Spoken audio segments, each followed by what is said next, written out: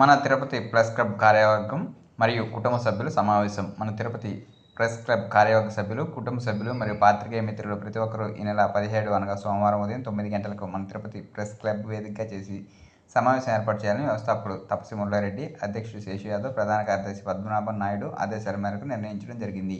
ఈ సమావేశానికి ప్రతి ఒక్కరూ హాజరు కావాలని కోరుతున్నారు.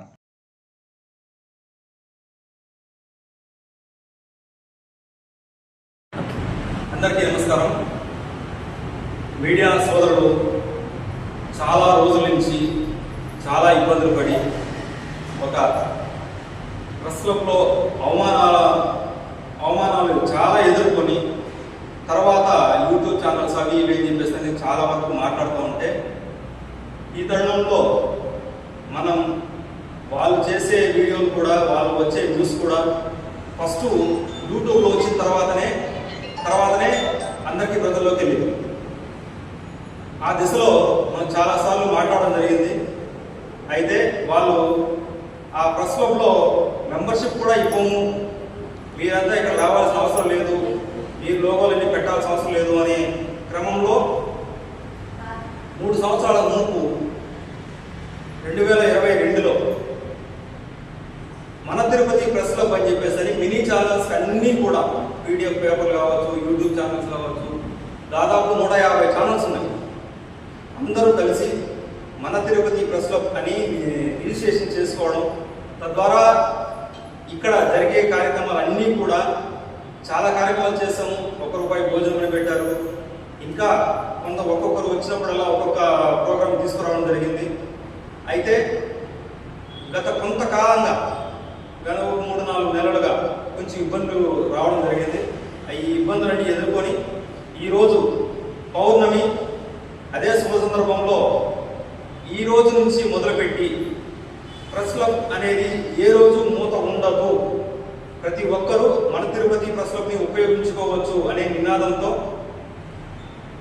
ఈ రోజు నుంచి ప్రతి ఒక్క మీడియా సోదరుడు, ఇక్కడ మన తిరుపతి ప్రెస్ క్లబ్లో సభ్యత్వం తీసుకున్న ప్రతి ఒక్క మీడియా సోదరుడు మన కుటుంబంతో సమానం.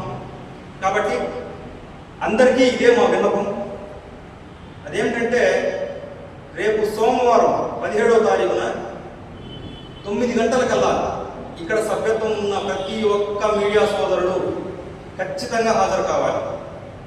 ఎందుకంటే మనల్ని యూట్యూబ్ ఛానల్స్, మీరు పీడిఎఫ్ పేపర్లు అని చెప్పేసి అవగాహన చేస్తున్నటువంటి వాళ్ళందరి నోళ్ళు మూయించడానికి సోమవారం 17వ తారీఖున మనం మళ్ళీ నాంది పలుకుతున్నాం. ఎందుకంటే రెండోసారి, మొదటిది అంత ఆదరణ లభించలేదు, రెండోసారి కాబట్టి ఈసారి మనం సక్సెస్ అవ్వకపోతే మీడియా సోదరులందరూ కూడా ఒకటే గుర్తుపెట్టుకోవాలి. ఎందుకంటే మీరు యూట్యూబ్ ఛానల్స్ అని అవహేళన చేస్తున్న వాళ్ళ కింద మనం చాలా చులకనైపోతాము.